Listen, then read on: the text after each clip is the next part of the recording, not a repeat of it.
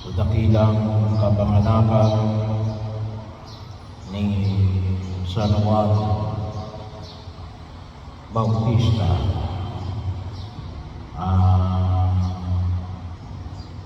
pinsan ni Elizabeth, ang pinsan ng ating Panginoong Jesucristo na ipinanganak ni Elizabeth sa kabundukan ng Judea, at ito ay inalagaan ni Maria sa loob ng 3 buwan na bago ipinanganak ang nabanggit na si San Juan Bautista. So bahagi ho ng ating pagninilay ang buhay na pinagkaloob ng Diyos sa itinatawag nating tagapanguna ng ating Panginoong Jesucristo. Sabi nga po natin ay siya ay pinagpala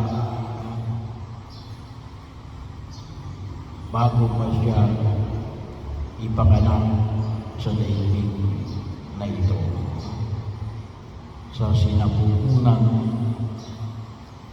ni Elizabeth dahil sa pagbati ni Elizabeth na dala-dala ang ating Panginoong Jesucristo sa kanyang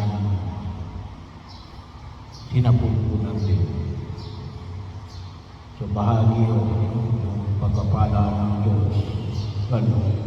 Sabi nga natin, tayo ng lahat ay iniligtas ng Diyos sa biyaya ng sakramento ng binyag.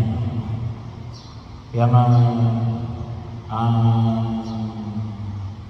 isa o sa biyaya na ipinagkakaloob ng Diyos ay hindi sa lahat ay pinamamanig ko sa atin, lalo-lalo na sa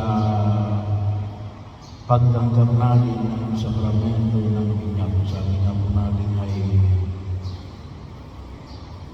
kung minsan din ang sinasabi ng ibang sekreto, bata ko yun, paano nga magagamgam sa Jesus?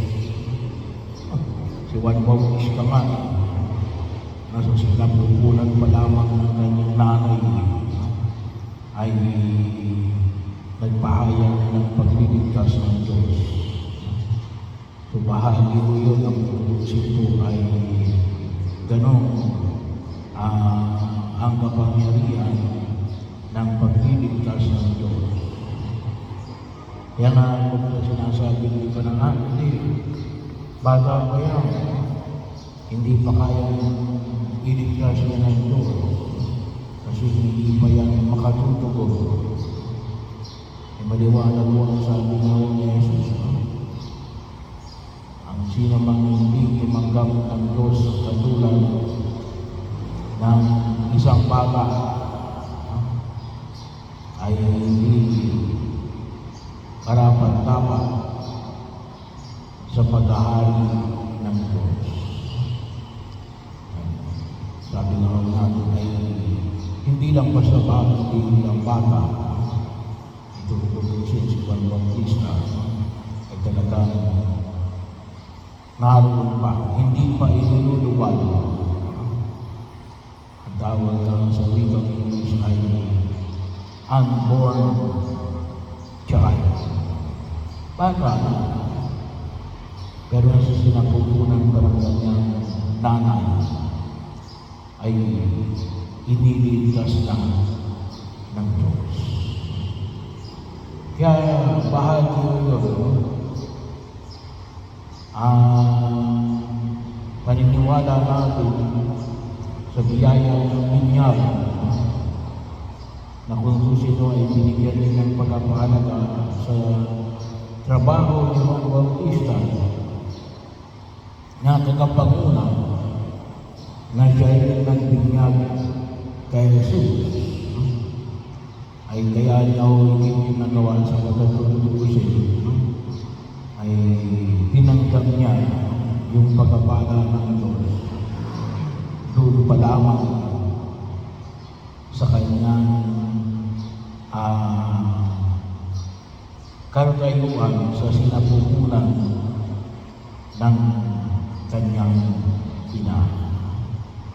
At yan po ay hindi lamang isang karanasan, ngunit pagpapahayag natin sa ginawa natin, no? Yung kaisipan na pangunguna ng grasya ng Diyos, no? Ay hindi pinamamanig sa pamagitan ng sakramento ng binyag. Ay lalong-lalo na ako sa karagayuan ng mga bata. Kasi una hindi sila tayong pangunguna ng pagliligtas ng Diyos. Pangunguna ng grasya ng Diyos. Inikitang-kita doon sa pagiging bata. At kung tusin, mas kitang-kita doon kay San Juan Bautista na nasa sinapupunan pa lamang ng kanyang nanay ay iniligtas na ng Diyos. Kaya ngayon ang ibig sabihin natin, ang pangunguna ng biyaya ng Diyos, wala ka pang ginagawa. Bahagi yun na pwede kang iligtas ng Diyos kapag hinayaan mo na ikaw ay maligtas ng Diyos. Kaya ngayon tinatawag natin pangunguna ng biyaya at pagpapala ng Diyos. Kaya sana rin po makita natin na kaya ako nagawa ng mga Bautista ang mga bagay dito. Ang bigyan nagawa ng mga banal, mga santo at santa, yung pagtugod sa panawagan ng ating Panginoon sa Kristo at anuman yung kanilang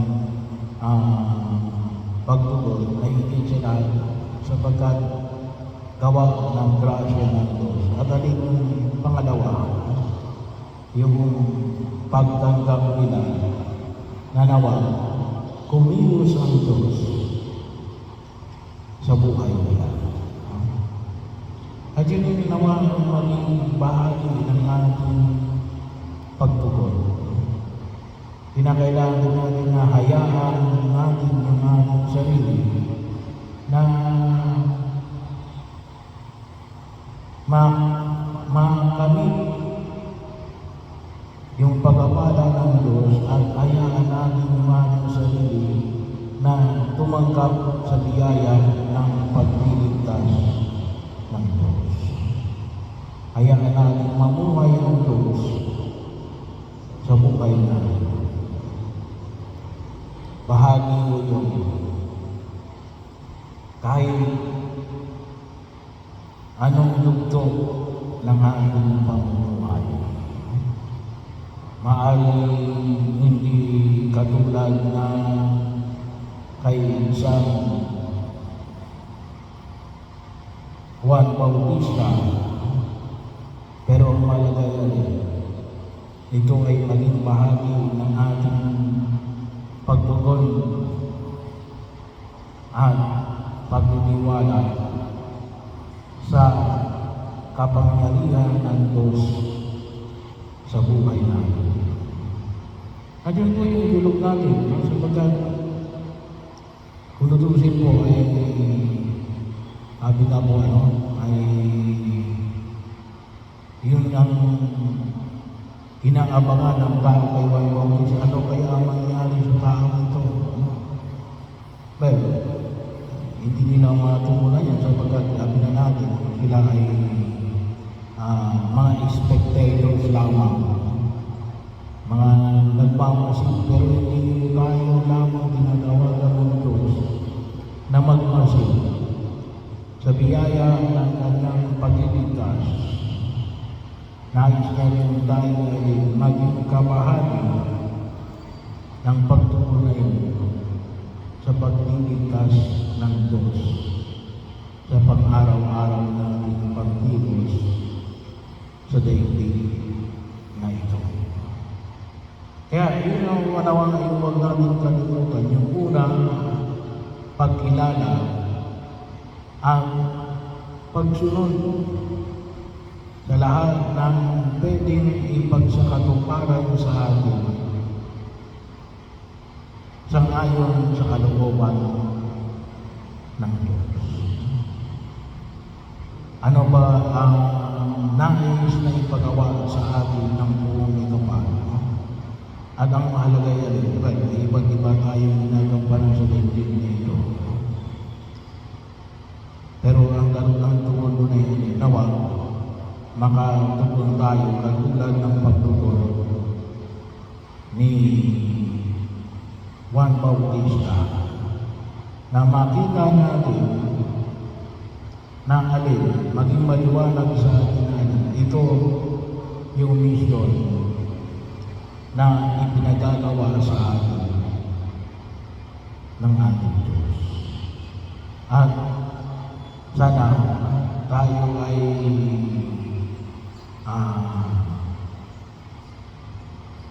hayaan natin na tayo maging bahagi ng kanyang pagkilos sa daigdig na ginagalawan.